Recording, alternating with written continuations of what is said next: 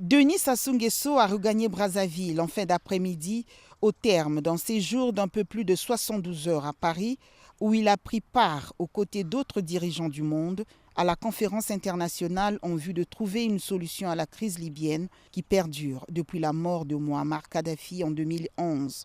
Il s'agit d'une solution devant conduire à la paix sociale durable et à la stabilité politique en Libye.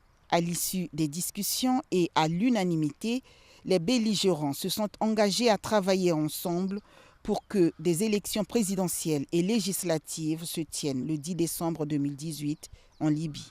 Ils ont convenu sur la déclaration politique devant restaurer la paix en Libye, de la diminution des institutions, un seul gouvernement au lieu de 3 aujourd'hui, un parlement au lieu de 2 existants, une unification des forces armées constituées actuellement d'un grand nombre de milices et une seule banque centrale.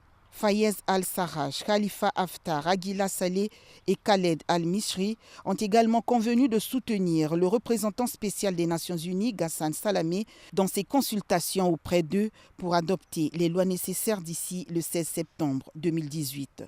La déclaration politique se montre également ferme à l'encontre de ceux qui feraient obstruction au processus engagé. Comme on le voit, la conférence de Paris a ouvert la voie à une sortie de crise. L'approbation de cette déclaration politique constitue une étape clé pour la réconciliation en Libye.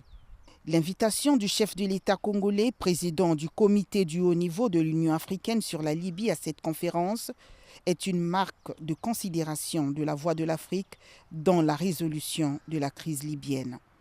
C'est à 16h45 que le chef de l'État a foulé le sol de Brazzaville.